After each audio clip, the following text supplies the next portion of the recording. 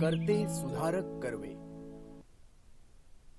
प्रसिद्ध कादंबरीकार, दिग्दर्शक, नाटककार, पत्रकार, संपादक, वक्ता, आंतरराष्ट्रीय राजकारणाचे अभ्यासक, ज्ञानेश्वरीचे भाष्यकार, चित्रपट मालिकांचे पटकथा संवाद लेखक, विज्ञान कवितेचे प्रणेते, विविध साहित्य संमेलनांचे अध्यक्ष, पथनाट्याचे प्रवर्तक, 24 प्रकाशित आणि 36 अप्रकाशित पुस्तके लिहिणाऱ्या या माणसानं लिखाणाचं एकही क्षेत्र सोडलेलं नाही.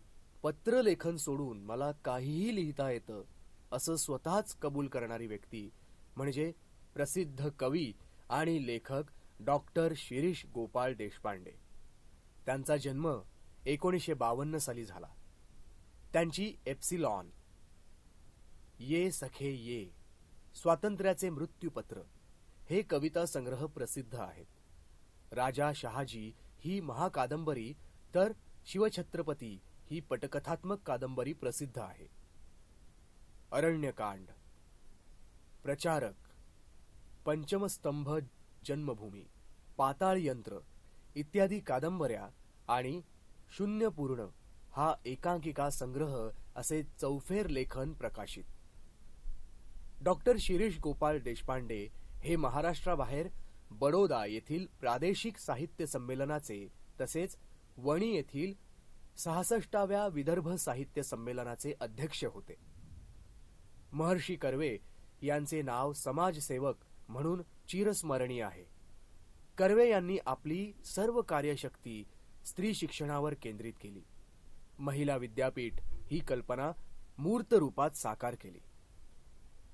समाजासाठी केलेल्या एकूण महान कार्यासाठी महर्षी धोंडो केशव कर्वे यांना 1958 साली भारतरत्न हा सर्वोच्च नागरी पुरस्कार देऊन भारत सरकारने त्यांच्या कार्याचा गौरव केला. प्रस्तुत पाठात लेखकाने महर्षी कर्वे यांच्या व्यक्तिमत्वाचा आणि कार्याचा परिचय करून दिला. रात्री घरातील सर्वजण रेडिओवरील बातम्या ऐकण्यात गुंग होते. आजोबा तर रेडिओला कान लावून बसले होते. ते नेहमीच तसे बसत.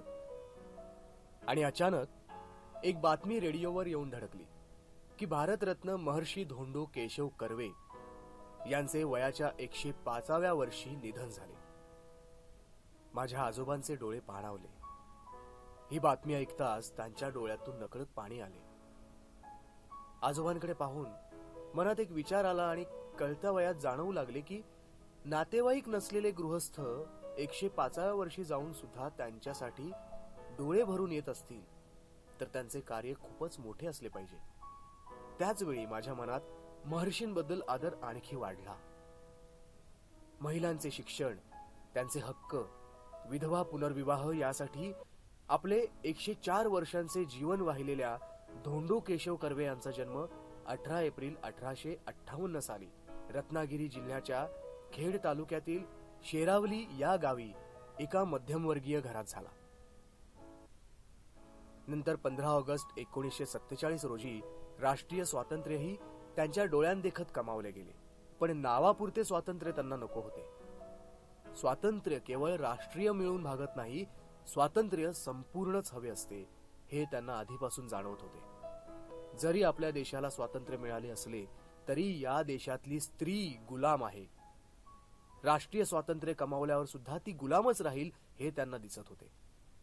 त्यांचे स्पष्ट मत होते, तिला स्वतंत्र व्हायचे असेल तर तिला आपण स्वतंत्र आहोत याचे स्वतःच भान यावयास हवे. पण आपण गुलाम नाही आणि हे भान शिक्षणाशिवाय येऊ शकत नाही. मात्र खुद्द भारतीय स्त्रीवर संस्कार असे होते की ती आपल्या गुलामीला दागिना मानित असे. आपल्या समाजात स्त्रीचे स्थान देवीचे आहे असे भासवले जात असेलही पण तिला शूद्रातिशूद्र समजून तिचा प्रचंड छळच केला जाई. त्यामुळे तिने शिक्षित व्हायलाच पाहिजे हे कर्व्यांना ठामपणे वाटत होते. पण हे कार्य वाटते तेवढे सोपे नव्हते. ते अतोनात कठीण आहे हेही त्यांना दिसत होते. स्त्रीने स्वातंत्र्य कमवावे असे वाटणे म्हणजे खडकावर डोके आपटण्यासारखे होते. शांत, सोशिकपणे, सहिष्णू वृत्तीने राहिलो तर काहीही काम होणार नाही. तरवारीच्या धारेवरून चाललो तरच ते काम परिपूर्ण होऊ शकेल. याची त्यांनी खुणगाठ बांधली. सावकाश तरी हमखास हे कार्य करणे गरजेचे होते. नुसत्या अडीअडचणी येतील असे नव्हते. संपूर्ण समाजाविरुद्ध विद्रोह करावा लागणार होता. नेहमीच चांगल्या कार्याला विरोध हा होतोच हे त्यांनाही माहीत होतेच.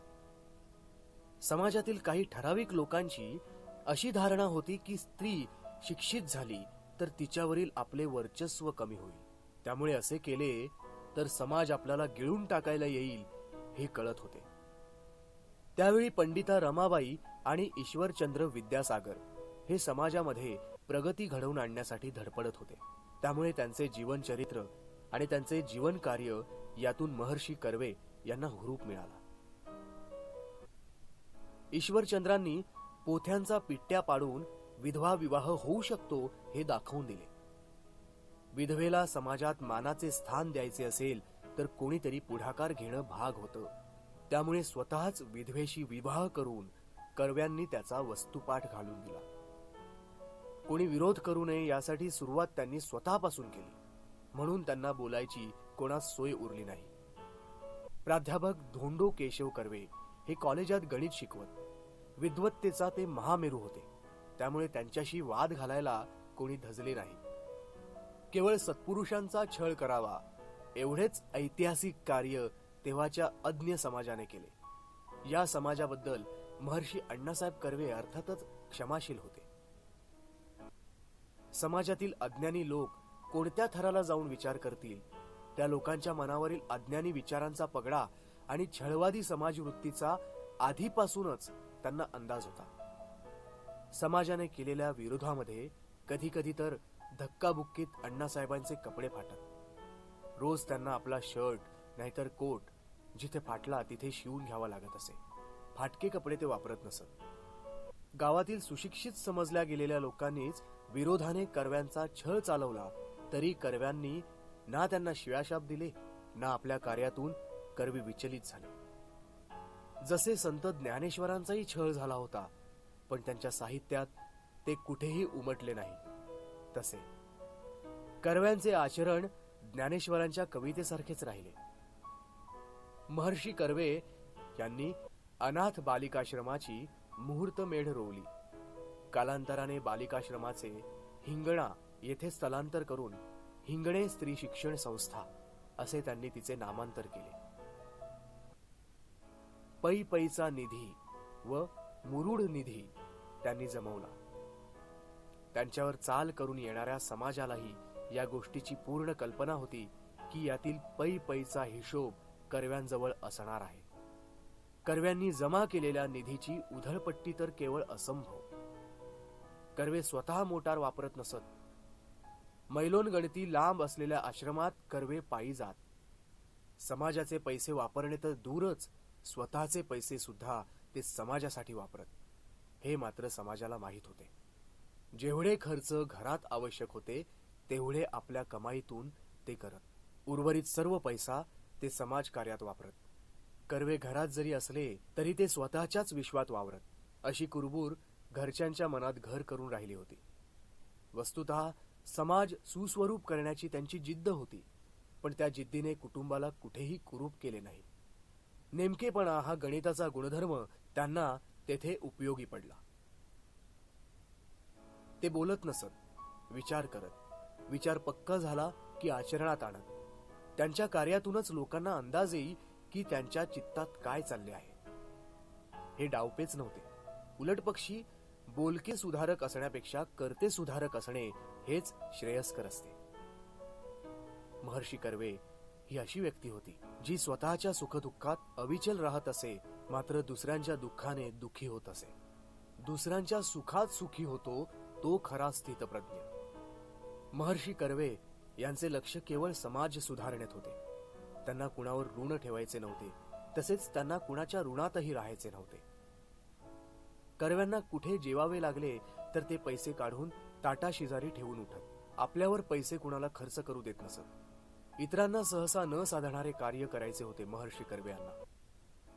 समाजातील एकूण स्त्रिया म्हणजे अर्धा समाज असतो आणि त्याच जर अडाणी राहिल्या तर देश अर्धांगवायू झालेल्या व्यक्तीसारखा होईल. एका बाजूला या देशाला आपण भारत माता म्हणतो, सरस्वतीला वाङ्मयाची जननी मानतो, आणि दुसरीकडे स्त्री निरक्षर अज्ञानी ठेवतो. हे त्यांना पटत नव्हते आणि हाच चीड आणणारा विरोधाभास त्यांना घालवायचा होता. महर्षी धोंडो केशव कर्वे यांनी जपानच्या धर्तीवर इसवी सन 1916 साली भारतातले पहिले महिला विद्यापीठ 5 स्त्रियांना दाखल करून स्थापन केले. आगबोटीने प्रवास करण्याच्या त्या जुन्या जमान्यात महर्षी कर्व्यांनी जगभर प्रवास करून स्त्री शिक्षणाबद्दल सभा घेऊन स्त्री शिक्षणाचे महात्म्य जगभर सर्वत्र बिंबवले. स्त्री ही स्वाभिमानी असली पाहिजे, ती शिकली पाहिजे, उच्च विद्या विभूषित होऊन पुरुषांशी स्पर्धा करू शकली पाहिजे, हे त्यांचे स्वप्न होते. त्यात त्यांना 2 कार्य करावयाची होती. एका टोकावर स्त्री साक्षर करणे हे जटिल कार्य व दुसऱ्या टोकावर तिला पुरुषांच्या बरोबरीने उतरवणे हे अटीतटीचे कार्य. पुरुष प्रधान संस्कृतीत स्त्रियांवरील पारतंत्र्याचे जोखड उखडून टाकावे हे महाकठीण काम होते. गुरुत्वाकर्षणाविरुद्ध पृथ्वीबाहेर पडणाऱ्या रॉकेटसारखीच क्षमता तेथे आवश्यक होती. रत्नागिरी जिल्ह्यातील खेड तालुक्यातल्या शेरावली या गावी जन्मलेला हा मुलगा जन्मतःच महर्षी किंवा भारतरत्न म्हणून गणला गेला नाही. आपल्या आयुष्यात हाल अपेष्टांची तमा न बाळगता एखादा मनुष्य केवढे अलौकिक कार्य करू शकतो, त्याचे उदाहरण आहेत डॉक्टर धोंडो केशव कर्वे. लोकमानसाने अभिमानाने त्यांना महर्षी मानले. राजमानसाने 1958 साली भारतरत्न या सर्वोच्च नागरी पुरस्काराने डोक्यावर घेतले. एकदा विद्यापीठातल्या कर्व्यांच्या पुतळ्यामागे एक मुलगी रडत बसली होती. केवढ्याने रागावलो मी तिला म्हटले, कर्व्यांच्या पुतळ्यापाशी बसून रडायला तुला काहीच कसे वाटत नाही? तू मुळीच रडू नये यासाठीच कर्व्यांनी हे विद्यापीठ निर्माण केले ना? स्त्री शिक्षण होतच आहे. महर्षी अण्णासाहेब कर्वे यांच्या कर्तेपणाने SNDT महिला विद्यापीठ निर्माण झाले. महिला शिकतात, पण जोवर पुरुष खऱ्या अर्थाने शिक्षित होत नाहीत तोवर स्त्रियांवरले अत्याचार थांबतील असे वाटत नाही.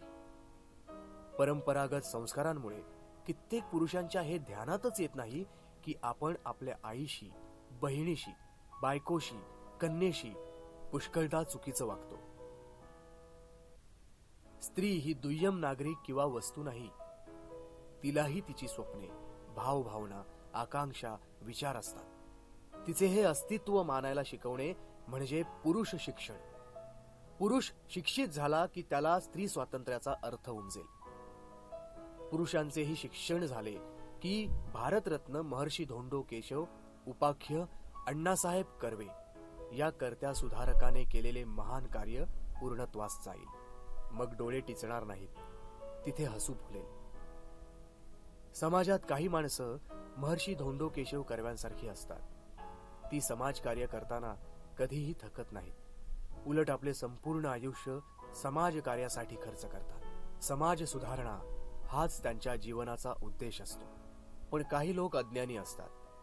ते अशा समाजकार्याला विरोध करून अडथळे निर्माण करतात. म्हणून समाजातील असे नाठाळ लोक शिक्षित झाले तरच समाज सुधारेल.